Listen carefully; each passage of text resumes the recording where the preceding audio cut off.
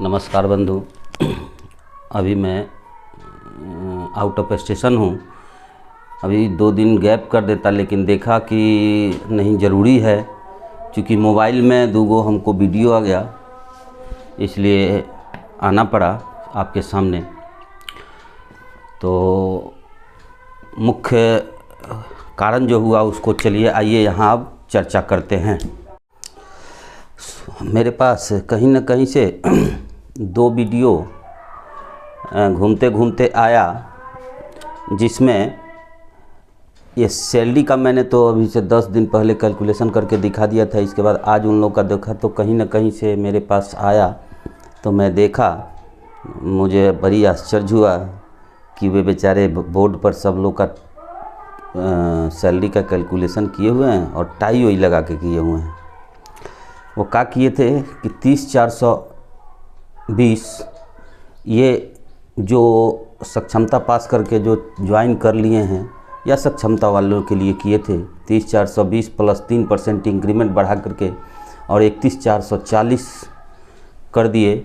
और ये 31,440 basic salary पर उठा कर लेके चल रहे हैं, जबकि उनका आपको मिला होगा, आपको पता होगा कि उनको इस बार जनवरी से डीए इंक्रीमेंट नहीं मिलेगा।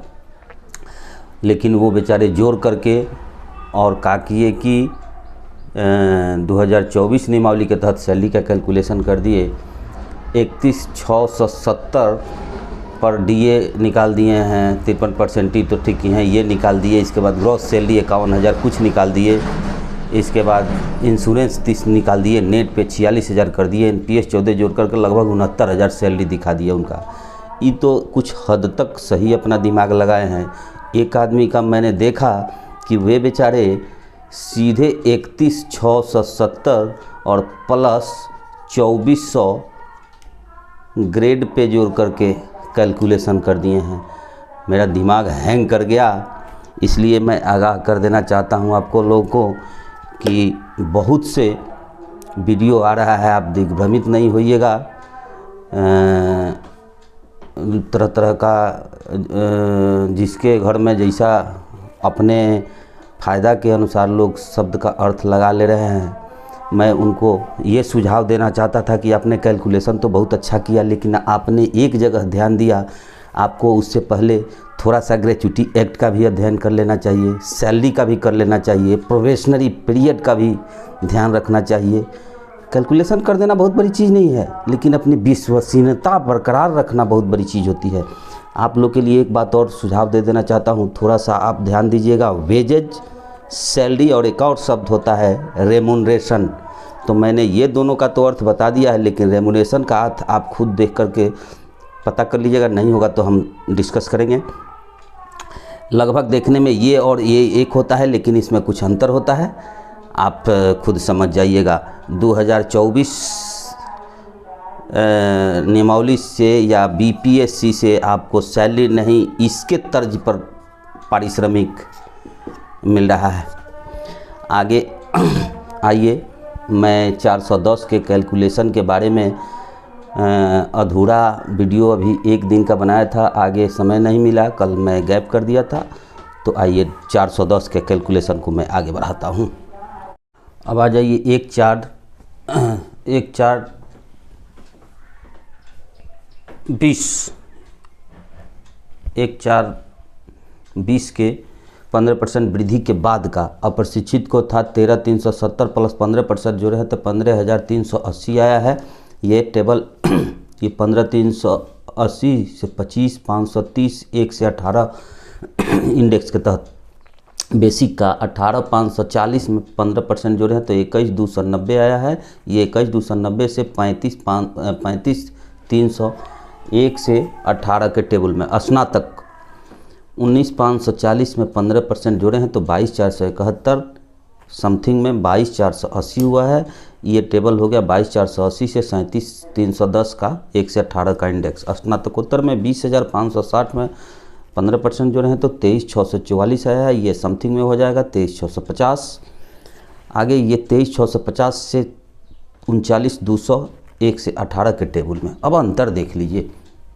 सीपीसी के तहत मैंने कैलकुलेशन किया था पिछले वीडियो में देख लीजिएगा। और ये वर्तमान का कैलकुलेशन निकाल करके हम दिए हैं। तो इसको तो प्रशिक्षित वाला को हटाइए, यहाँ से उठाइए।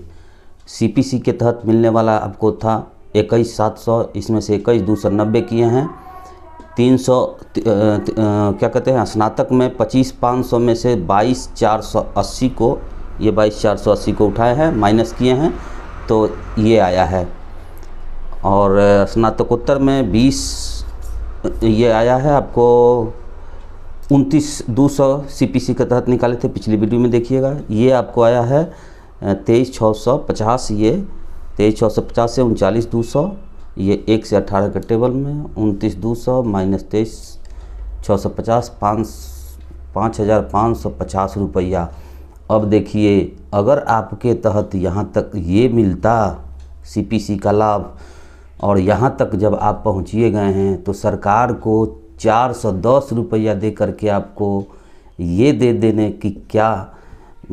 में क्या हर्ज है? क्यों ये जर्ती 410 रुपया दिखाया जा रहा है? या यही आपके साथ खेला किया था, इसी को 410 हम बोल रहे हैं। आप यहाँ तक तो आइए गए हैं, 21,290, 410 की खेला है सरकार से, यही मांग कीजिए। इसमें भी बहुत कम लोग बचे होंगे स्नातक में, स्नातकोत्तर वाला में तो हमको लगता है कि नहीं बचे होंगे। इनसे ज़्यादा तो घटाइए अगर है इनको 3,020 का 5,550 जो स्नातकोत्तर में उनको घाटा लग रहा है। ये आपको सोचना है कि ये सरकार से 410 रुपया की भरपाई पीछे की हम कैसे करा लें, बस ये करा लीजिएगा। तो आइए आगे अब दिखाते हैं। आगे चल कर के यहाँ थोड़ा सा बीपीएससी और विशिष्ट में ये एक मुश्त जो 25, 28, 31 जो है, इसको देख लीजिए। आपको दिखा देता हूँ अंतर। 25 में से 21,700 इसको उठा करके घटाए हैं तो कितना आता है आप देख लीजिएगा। 28 में से 25,500 घटाए हैं तो कितना आता है। 31 में से घटाए हैं ये 29, तो कितना अंतर आया हम नहीं निकाले हैं। खैर, ये लेने के चक्कर में थोड़ा सा लाभ के लिए इन्होंने अपना PB1 का ग्रेड पे ख़त्म कर लिया। और वास्तव में नौकरी का सैलरी का मतलब यही होता है। आप अंतर देख लीजिएगा, सैलरी और रेमुनेशन में अंतर पकड़ में आ जाएगा।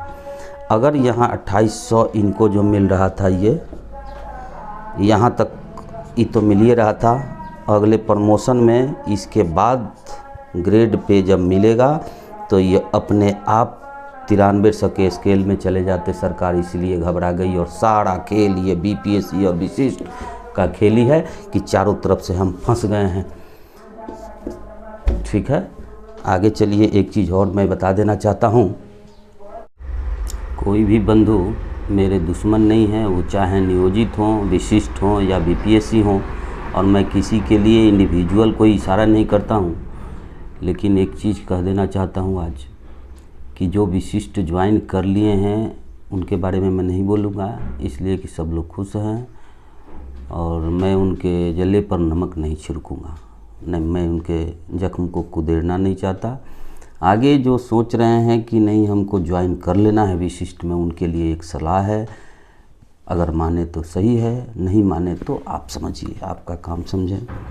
मैंने इन सब संभावनाओं पर विचार करते करते हाई कोर्ट के अधिवक्ता से मैंने बात किया, सभी संभावना पर लगभग आधा घंटा, जिसमें संभावनाएं थी कि मैंने ये पूछा कि विशिष्ट का जो परीक्षा हुआ है उन लोगों ने अपना त्याग पत्र दिया नहीं है। सरकार बहुत चाल से त्याग पत्र कलेक्शन कर ली है।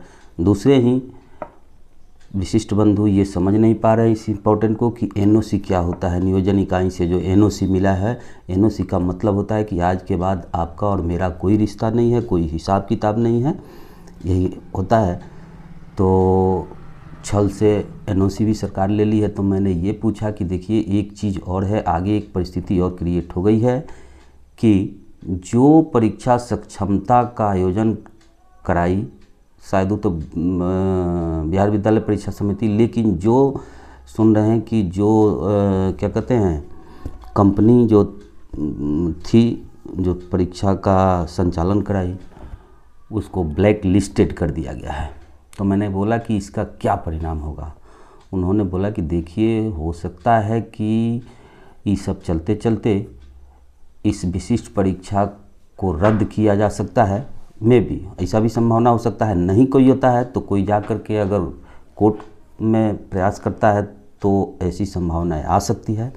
तब हमने बोला कि अच्छा तो इसके बाद क्या हो सकता है। तो उन्होंने बोला कि देखिए, जब रद्द हो जाएगा तो विशिष्ट शिक्षक की बहाली हो सकती है कि अवैध हो जाए। उस परिस्थिति में हमने बोला कि ये इसके बाद क्या होगा। तो बोले कि वो पुनः वापस जा नहीं सकते हैं नियोजन इकाई में, इसलिए कि उन्होंने NOC अपना ले लिया है। त्यागपत्र अलग चीज़ है, NOC ले लिया है। तो इसके बाद तब बोले कि इसके बाद क्या हो सकता है। तो बोले कि हो सकता है क्या, सरकार के दबाव पड़ेगा, सर हो हल्ला होगा तो हो सकता है कि सरकार पुनः एक परीक्षा का आयोजन करे फ्रेश ढंग से, और उस परीक्षा में इन लोगों को 20-25% 30% वेटेज दे करके पुनः इन लोग को बहाल कर ले एक परीक्षा का आयोजन करके। यह भी संभावनाएं हो सकती है। इसलिए आप सोचिएगा, आपका काम सोचेगा। मैं आपको सुझाव दे सकता हूँ, रास्ता दिखा सकता हूँ, मैं रोक नहीं सकता हूँ। आगे जिसकी जो मर्जी। पुनः कल मिलूँगा। नमस्कार।